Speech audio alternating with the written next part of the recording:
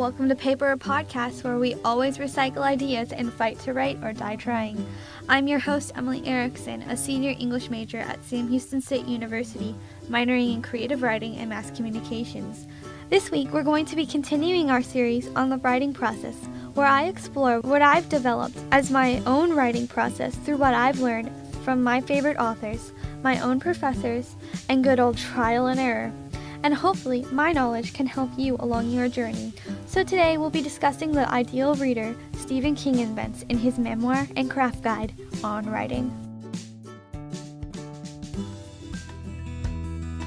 First, I thought it would define the ideal reader. The term I'm discussing comes from Stephen King's novel On Writing. The ideal reader is a person the writer trusts to give honest feedback. It's the person the writer is writing for, besides themselves. And it's the person you pretend is with you while you write. It's the person you're trying to get to laugh, the one you want to make cry, the one who's supposed to enjoy your writing. This is the person whose advice you rely on most for feedback. This is the reader whose feedback you crave. So how do you identify your ideal reader? Well, I thought instead of giving you a list of things to look out for, I would tell you about my own ideal reader. About a year ago, I sat down and read On Writing and enjoyed it way more than I thought I would as a person who's never read Stephen King before. But the things I learned were extremely valuable, and my copy is completely covered in bookmarks and highlighted passages. For King, his ideal reader is his wife, Tabitha. For me, it has always been my sister, Julia. Julia is a junior in high school, loves math for some strange reason. She's shy but has opinions. We grew up together but don't remember the same things. I think it's a horrible memory. She has the confusing and amazing quality of having a plethora of lifelong friendships. She's analytical and realistic where I'm creative and idealistic. She genuinely worries that I'm crazy. People who don't know her describe her as always smiling, but I've always thought she was a bit grumpy. And she is not a born reader, but she is my ideal reader. What I mean by that is where I was always reading, especially as a child. Julia struggled to understand why books were so great. Now she reads more than I do. I'd blame being busy, but Julia reads circles around me. She fell in love with reading in a completely different and amazing way. She loves stories more than anyone I know. She absolutely lights up when she talks about her favorite book, TV show, or movie. I mean literally dead silence in the room to non-stop discussion. I love her absolute passion for things. The way she suddenly seems brought to life talking about what she loved and hated about the last novel she read. She'll stop reading something if she doesn't like it. Julia didn't finish the Hunger Games series because she thought the beginning of the second novel was too boring. Not even the movies could sway her. She reads things she loves though, like the Percy Jackson series. She's the kind of reader any person would want to know. I want her to love my stories like she loves Harry Potter or The Mortal Instruments or Friends. Now, instead of just talking to her, I thought it would be nice to talk to her. So listeners, my sister and ideal reader, Julia.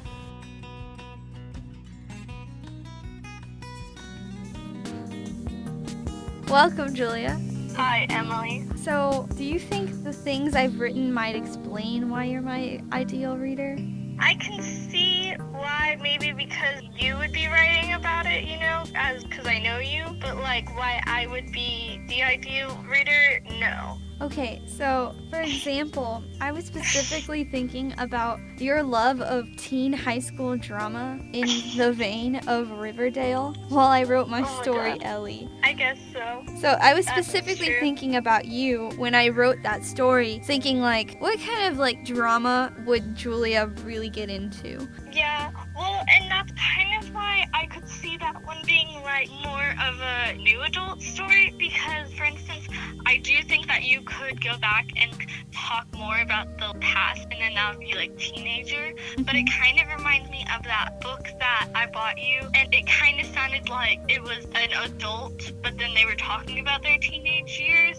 So that's kind of what that sounded like. That's how that story could be, an adult commenting on their teenage years, stuff like that. I just kind of put your love of teen drama into my thoughts of, because for that specific story, I wanted to think about grief in a different way, and I wanted to talk about stuff like how, how like our parents, they somehow know everybody in town. Yeah, or like we go to Walmart at the same time that Stephanie Bose's mom would go to Walmart, and so we would stop and talk to her for so long. Yeah, I wanted that like same vein. A town where everybody knows what happened to everybody. There's just this story that like has never really been told, and that's what I was thinking of. Okay. Grief, teen drama, and our parents' high school years. Well, then when you mention Riverdale, that makes me think of like Jughead, because you know how he's sort of supposed to be like writing it as a novel. I feel like the plot doesn't really keep up with that in the second season, but that's just my opinion. But I can see that, like, I just do think that, like, because your main character, he's older, even though he's talking about a younger time, because he's older, I feel like that would be a little bit older of an age group. Mm-hmm. So, moving on to the short story I just wrote, The Cavern. It's about road trips, and our family loves to take road trips. So, I put road trips into the story, and you basically used Dad as a character. I know that I told you that before I gave the story to you, but I really did. And yeah. And so, like, on one side, that story is just me writing about the awkward, funny things that Dad has done. Yeah. I mean, like, was there anything in that story that you weren't like, Dad's never done that? He's never called us kitten. That's true. I mean, he doesn't really have nicknames for us, but I really wanted that. He used to call us, like, princess or something like that. Yeah. I feel like his nickname for me would be Emily, no Julia. The reason why I actually even use that nickname kitten is because it has so many different connotations. You could say it one way and it's a cute pet name. You could say it another way and it sounds a little sexual. And you could say, and then I wanted that boy in the story to use it against her, to kind of make fun of her by using her father's nickname. Yeah, and actually when I was reading that, I was like, even though I know it's gonna end badly, that would be cute when she finally does find a good guy for him to call. Like, you can still call her kitten, and it would be cute, and they should just be like, oh yeah, her dad called her that, and that's now what I call her. That's pretty much what I wanted, like, out of that story. That's basically what I wanted to talk about with The Cavern, is just road trips and awkward things that Dad does, and it's funny that, I definitely want to extend that story, and I actually need to make it more awkward. So, remember my story, The Sanguine Sisters, and how you read it, and then you straight up just told me it was basically To All the Boys We've Loved Before? Yeah, I think you even used Kitty as a name. No, I didn't use Kitty as a name. I thought you had, because I was like, this is so similar. The boy in the story had the same name as the boy in To All the Boys I've Loved Before, and I just didn't know it. I had written it like 2 months after I read the book, and so I just didn't realize that was what I had done. I just didn't even realize it, and you do that a lot. Like, we were talking yesterday about the short stories that I gave to you to read, and you were like, oh, you have a lot of typos in this, and I was like walking in, I was like, typos? I was like, what is she talking about? And then like I was looking at my short stories earlier today, and then I was like, that's a typo. Yeah. It was like, I missed a word there. I have like just missing words too, which I understand because like I do that all the time. Like, and I mean, like, that's the kind of stuff that you need from somebody to just be like, I've definitely read that before. You're just copying someone, or you need to change it more. Yeah. Especially that story. And so, like, that story, I just think, like, how would I expand that and all that stuff? And I'm just so glad that you called me out on all the things I do wrong. And yesterday, you encouraged me to not hold back on the things that I wanted to say. To give a character a specific mental disorder, straight out say they had depression or they tried to commit suicide, or don't get nasty with that character and their mindset. And yeah, well, because that just helps clarify what you're trying to say. Mm-hmm.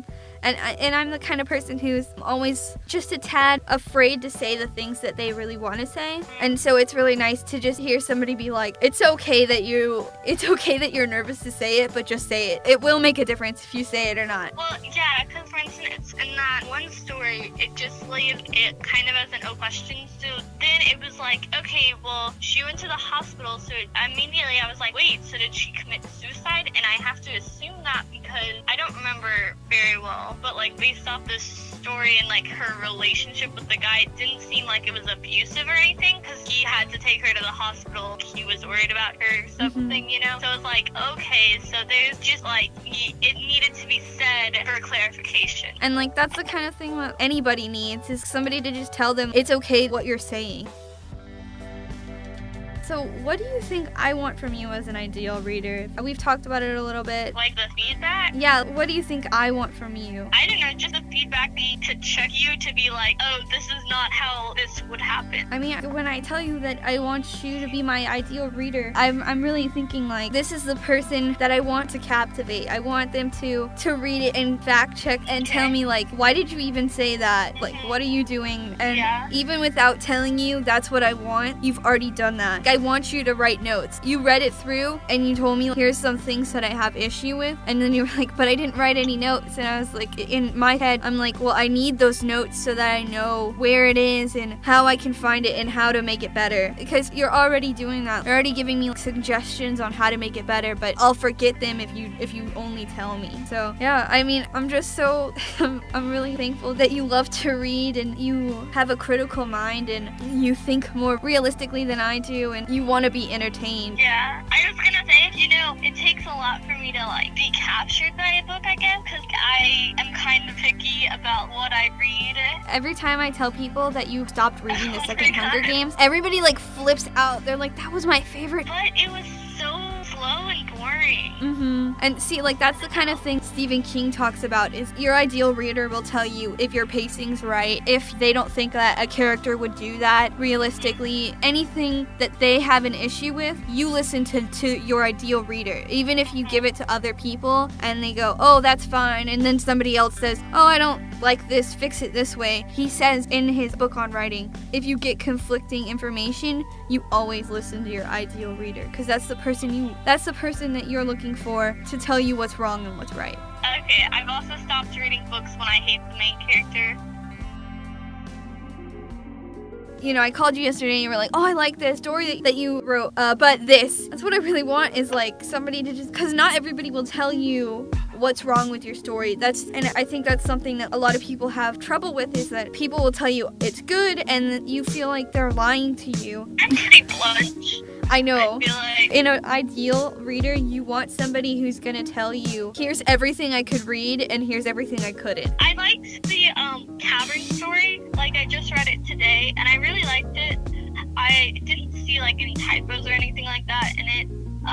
Which is amazing, because really I wrote it in one night. I thought it was really good, like, and even like, you know how the other one I had problems with the like time jumping because it was kind of confusing. I felt like this one, whenever it changed, it wasn't confusing.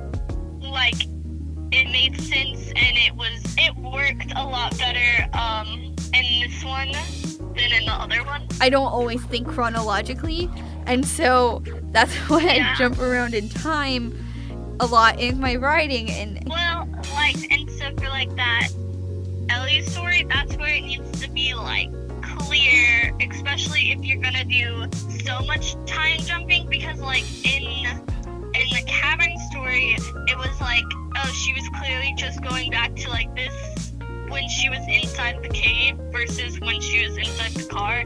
But for the Ellie story, it wasn't as clear, because it was like, okay, well, now I'm in the treehouse with Ellie, but now I'm at her funeral, and now I'm at my child's birthday party, and now it's the night after Ellie's daughter came and visited me. Because it jumped around so much, it needed some sort of like clarification to be like, this is what time, like, this is what part of, like, this is, yeah, so you need to be like, this is 16-year-old John, and this is right 17-year-old John at funeral, and like, or you don't have to say like age, but you could say like, you know, year, like 13 years later or whatever, you know? Yeah.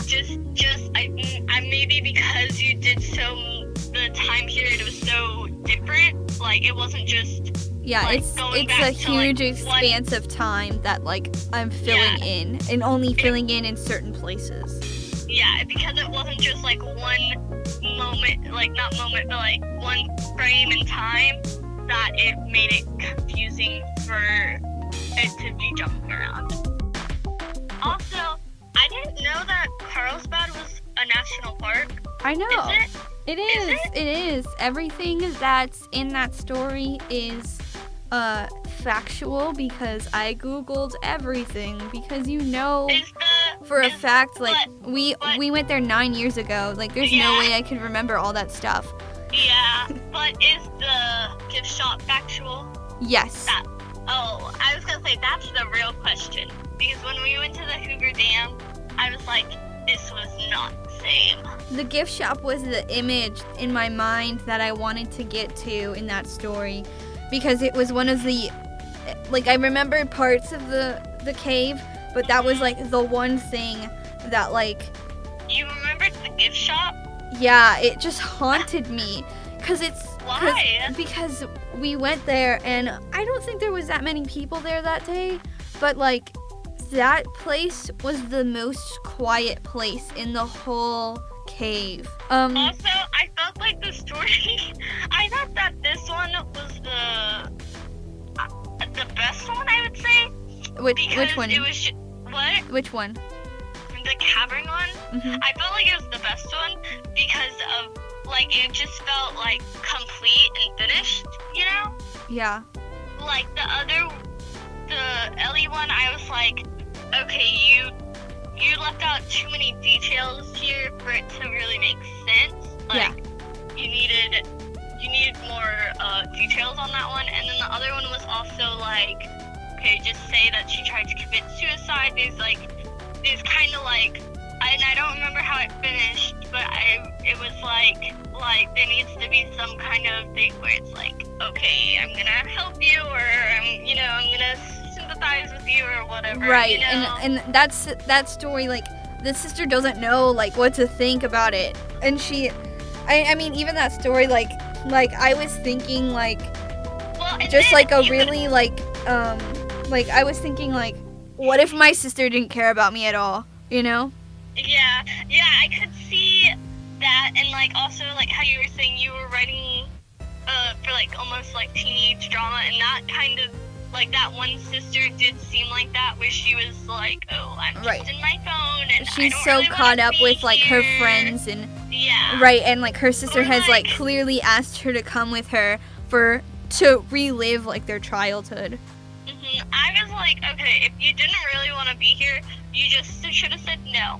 And then I think there was something where she was like wanting to take a picture, and she was like, oh, well, this isn't the perfect picture. I was like, well, you're not always gonna get the perfect picture. Like, you know, it's supposed to be like living in the moment. All these people who are on your Instagram feed are probably just like, you know, taking a picture and being done with it and all. I mean, I don't know. Maybe they are being exactly like you, but like, you know, you're not gonna know. They're all like staging the same things.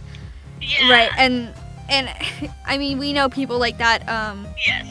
You know, we got to get the perfect thing so we can prove, like, almost like pictures or it didn't happen and stuff like that. And yeah. And that's what I was thinking about whenever I was writing that story. Like, what kind of like surface level person would just like not know at all what to do with their sister? Well, and it's one of those things where it's like, I mean, I could understand like if you didn't want to be there, you just like you kind of were just like felt like you were forced to be there, but you do it did become to like a point where it was cool. Like, I mean, and obviously to my eyes it was obvious, but maybe not. If you were in that moment, it would be maybe less obvious. But I was like, okay, this is clearly like you're being such an awful person to this other person, to your sister. And that's why I wrote it like in her point of view instead of her sister's point of view, because I wanted it to be like the reader was like, what are you doing? Like, yeah, like I wanted it to kind of be like you're like experiencing this moment with somebody who doesn't know how to handle the emotional level. I would also say for that one, like I feel like it was like, I mean, besides what I had told you about like you just needed to be kind of more blunt about what you were trying to say there.